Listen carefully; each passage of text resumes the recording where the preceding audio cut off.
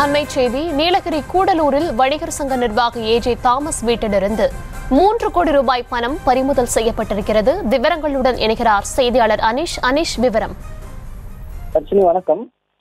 நீலகிரி மாவட்டம் கூடலூரில் நேற்று மாலை முதல் தொடர்ந்து ஐடி அதிகாரிகள் சோதனை செய்து வந்தனர். இந்நிலையில் நீலகிரி மாவட்டம் கூடலூரில் உள்ள ஏஜே தாமஸ் என்பவர் வீட்டிலிருந்து கணக்கில் வராத சுமார் 3 கோடி ரூபாய் பணமானது பறிமுதல் செய்யப்பட்டுள்ளதாக ஐடி அதிகாரிகள் தகவல் தெரிவித்துள்ளனர்.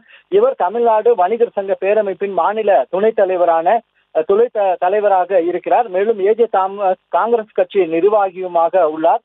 தேர்தல் செலவினத்திற்காக இப்பணம் பறிக்கப்பட்டதா என வருமான வரித்துறை அதிகாரிகள் தொடர்ந்து விசாரணை செய்து வருகின்றனர்.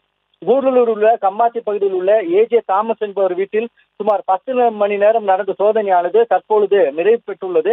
இந்த சோதனையின் முடிவில் தற்பொழுது 3 கோடி ரூபாய் ரொக்க பணம் பறிமுதல் செய்யப்பட்டுள்ளதாக ஐடி அதிகாரிகள் தகவல் தெரிவித்துள்ளனர். அர்ஜுன். வணிகர் சங்க பேரமைப்பு துணைத் தலைவர் ஏஜே தாமஸ் வீட்டிலிருந்து 3 கோடி ரூபாய் பணத்தை வருமான வரித்துறையினர் பறிமுதல் செய்திருக்கிறார்கள். நேற்று முதலே நடைபெற்று வந்த இந்த ஐடி சோதனையில் 3 கோடி ரூபாய் பணம் பறிமுதல் செய்யப்பட்டிருக்கிறது. விவரங்களை வழங்கியமைக்கு நன்றி அனிஷ். செய்திகளை உடனுக்குடனும் துல்லியமாகவும் தெரிந்து கொள்ள சப்ஸ்கிரைப் பண்ணுங்க.